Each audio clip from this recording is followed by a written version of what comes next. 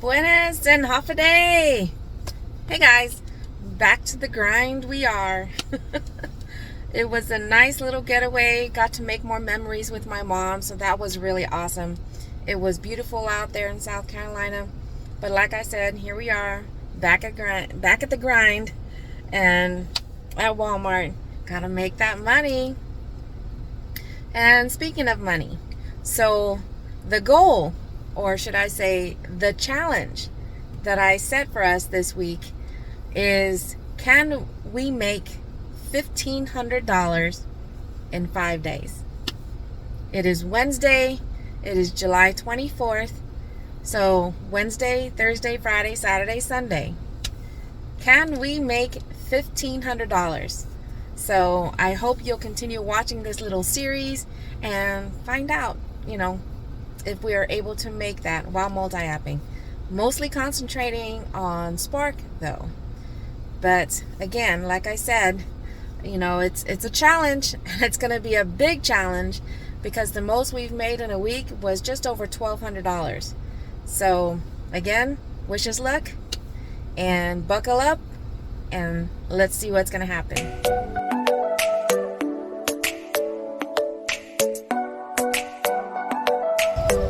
Okay, hopefully this is the step in the right direction. First shopping order of the day here on Spark. It's 2 customers, 32 items, less than 4 miles, and $32. So it's not bad. So I'm about to head in there and do some shopping. So one of the cool benefits about shopping for Walmart Spark is that not only does it tell you the aisle number and the section number, but it also tells you the modular. And the modular basically is this number that you see on the shelves. So you'll get the section, which is 4, and then you get the modular. So that's pretty cool. Now at the same time, you'll get the right section, but not the right modular. It gave me 24, but it's not this item. It's actually this one down here. So we still, of course, have to pay attention to what we're looking for.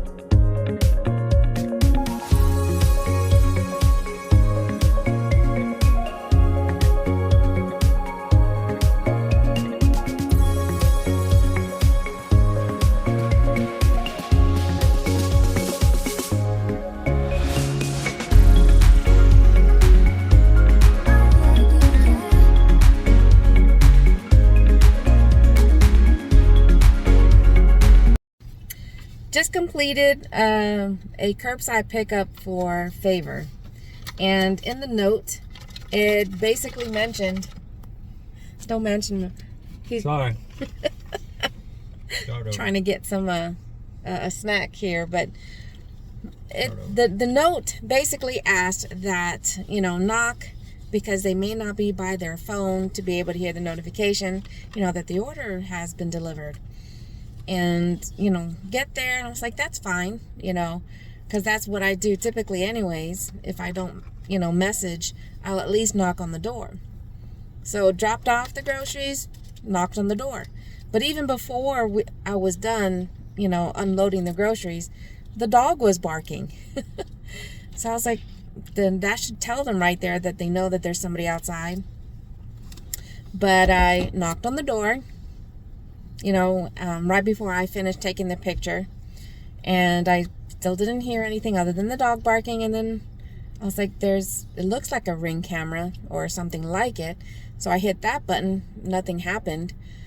And plus it didn't do the camera's now recording type thing. And I was like, okay, still nobody's come to the door. I mean, it had cold stuff like milk. Not that it's, really hot out today, but still. It did say the message right as I was completing the order, it did say that the customer wanted to do basically a face-to-face handoff. And so I went back and rang the actual doorbell, but I couldn't hear anything. So I knocked one more time. And then I walked away because, I made several attempts.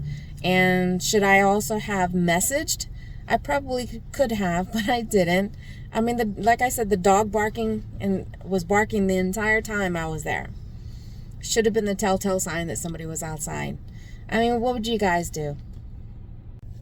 So what's going on with Instacart here lately?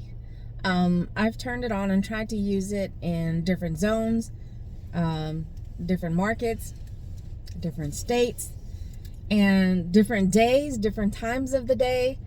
And I've been getting this message a lot. For those of you guys that are Instacart shoppers, have you been seeing this here a lot lately?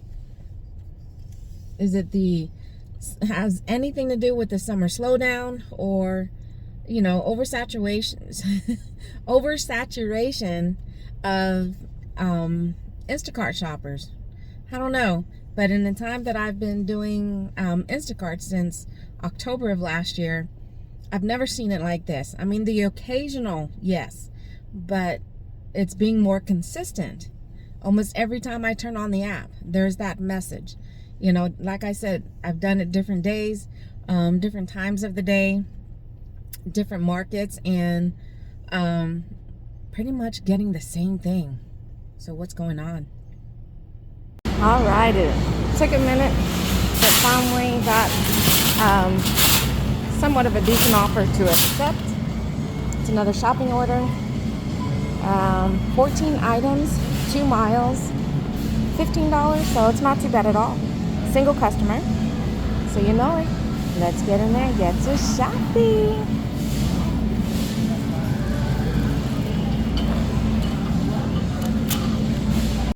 Okay, so finished that shopping order, and here's a question, because this is something that hasn't happened before. In the middle of shopping, and you're trying to figure out, how it gives you the aisle number and whatnot. Well, this one said U3 or something, and so ended up having to ask an associate, and guess where they said where that was? At the gas station. How are we supposed to shop for an item that's outside of the store? Has it happened to you? Can you guess where we're at?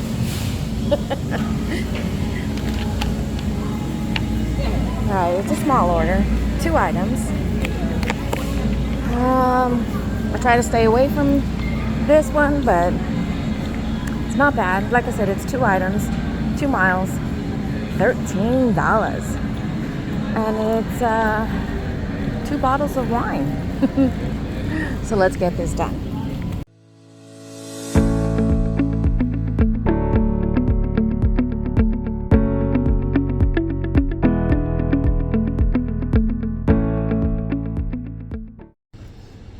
Okay, here at Curbside right now, waiting for the last order of today's shift. And didn't do as well as we had hoped, but we did end up starting a little later. Also, because we had to get my daughter's car cleaned and vacuumed and all of that before we started our shift. So the shift actually didn't kick off until about 1 o'clock. And I believe, and I'll put that up right here, as long as I don't forget to do that, but I believe to include this order that we're waiting on, we're sitting at about $162, I think. So that's $162 off this week's challenge of trying to hit $1,500 this week. Too bad I wasn't recording that, because I didn't tell my husband that was a challenge that I set for us this week. But looks like my curbside is here, so okay, just finished the last drop off. And this is something that I have talked about in previous videos about when you're making a delivery, and especially at the moment as the Spark driver, we're not supposed to be handling the items as they're being loaded. But you know, it poses that question on who's to blame if there's items broken, damaged, leaking. And because that was the case this time around in making that last drop off, as handling the bags, getting ready to take them out of the trunk, and one of the bags was all wet. It was a cleaner. The cleaner had leaked, and in the bag it had other bathroom items like the loofah sponges and something else.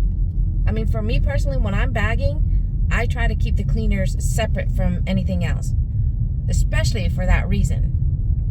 And so when I made the drop off, I ended up messaging the customer just to let them know, because I ended up, switching out the bags, wiped down one of the items, because don't need them to pick up their bags going through, and they're like, what is this? And really, who's going to be the first person to blame is going to be the last person to handle the bag.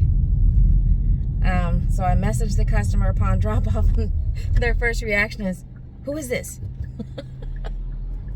So I had to tell them, you're a Spark driver, I'm outside with your order. And they're like, oh, thank you for dropping my stuff off. And then I had to let them know, just wanted to let you know. And I told them the situation. And, so again, how many of you guys have actually gotten blamed for whatever reason? Because we are the last one to handle the items upon delivery. But like I said, it's the end of the night. We worked about 7 hours, and we did about $166. So I was hoping we would at least hit our $200 for the day. But again, we started off later than we wanted to, because we had to do other things. And so we are down to about $1,330 and some change still to do. So wish us luck. And thanks for watching, and stay tuned for further episodes to see if we can make $1,500 this week. All right, see you on the next video. Stay safe out there. Adios for now.